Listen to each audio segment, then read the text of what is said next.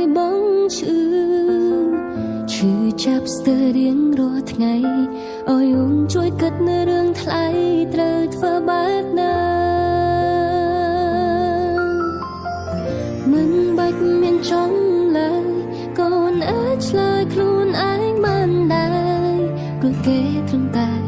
នោះដែលមិនស្មងនឹងបង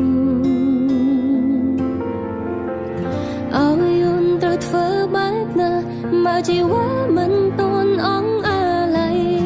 ចង់ដឹងចិនថ្លៃខ្សែភ្នែកចលណៃបងនៅមានគេចាប់ដៃសួននឹងរួនប្រាប់បងកុំទៅរកគេឬបងភ្លេចហើយមែនទេគេធ្វើឲ្យបងឈឺចាប់យ៉ាងណាក្រែងប្រាប់អូនថាគេនោះជាមនុស្សស្រីមិនល្អមិនគួរយកខ្លួនទៅក្បែរតែពេលនេះបងកិច្ចតែទៅរកគេនោះវិញបានមិនបាច់ប្រាប់ថានឹកអូននឹកតែបងនៅស្នេហ៍គេរឿងដែលមាសមេប្រាប់អូននោះជារឿងអ្វីទៅអូនមិនយល់ប៉ុននឹងមិនដឹងខ្លួនឬគេធ្វើឲ្យឈឺយ៉ាងណាត្រូវចាំទុំថាគេលែងត្រូវការរូបបងទៀតហើយ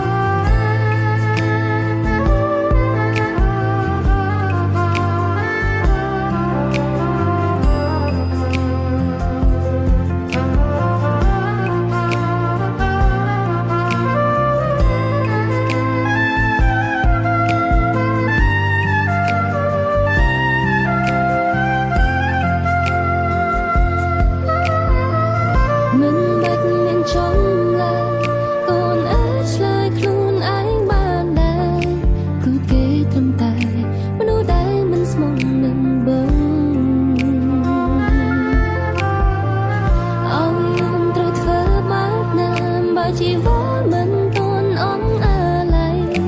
អូនដឹងចិនថ្លៃខ្សែភ្នែកចលណៃបងនៅមានគេចាប់ដៃសួននឹងរួនប្រាប់បងកុំទៅរកគេឬបងភ្លេចហើយមែនទេគេធ្វើឲ្យបងឈឺចាប់យ៉ាងណាគេប្រាប់អូនថាគេនោះជាមនុស្សស្រីមិនល្អមិនគួរ